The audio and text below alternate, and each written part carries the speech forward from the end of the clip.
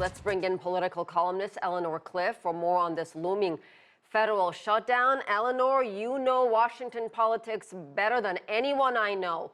Short of a miracle, this shutdown seems inevitable at this point.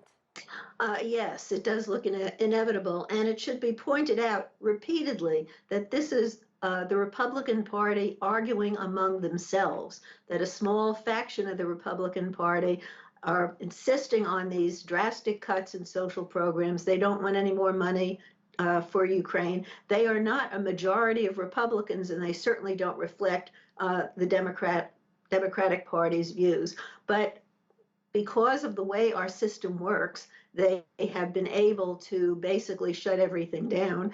And the Speaker, McCarthy, doesn't want to confront them because he made a deal with them, you could call it a deal with the devil, in order to get his speakership, that if any single member of the Republican caucus was unhappy with him, they could call a vote to replace him. And so that's what he doesn't want to happen.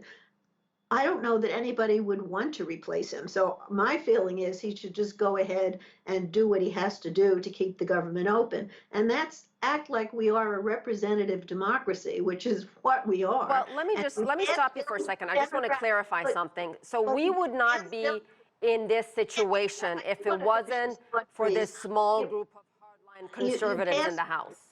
Excuse me, you pass bills with Democrats and Republicans.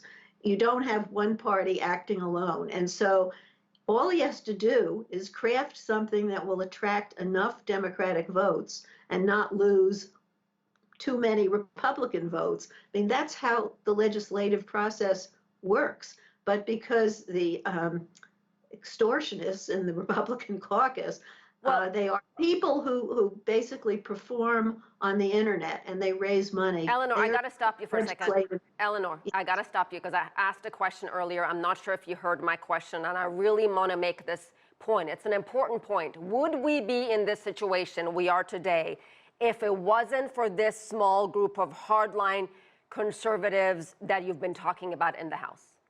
No, we wouldn't. They are chaotic. The other Republicans are very critical of them, but because the Republicans have such a narrow majority in the House, they can't afford to lose more than 4 votes, and then they can't pass legislation on their own. But as I have tried to say, we are a representative democracy. We should pass legislation with both parties. And the notion that one party, which is half of a chamber, which is one chamber in a 2-chamber Congress, that they don't have that much power, and yet they are able to disrupt everything. And getting into the government shutdown, I mean, that's bad enough. How are they going to get out of it? So, yeah, and let me get to the implications, domestic and global, from travel delays to food assistance for the most vulnerable.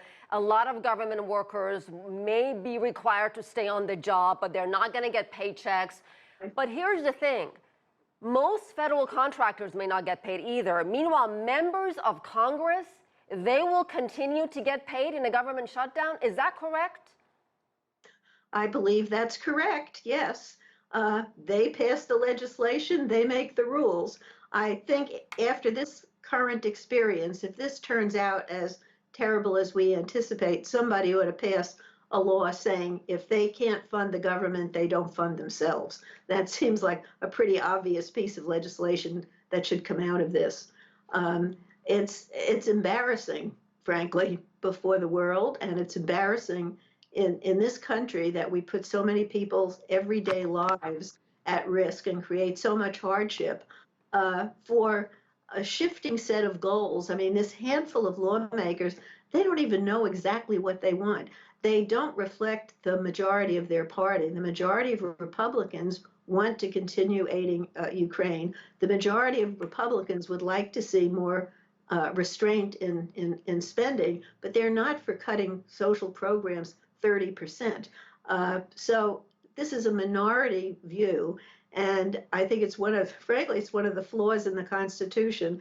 The Founding Fathers were so worried about a majority overtaking minorities, Instead, now we have a government that is really ruled by a small minority of people who are Yeah, it exercising sure their looks power. that way. Well, we certainly appreciate your take, Eleanor Clift. Thank you Thank very you. much.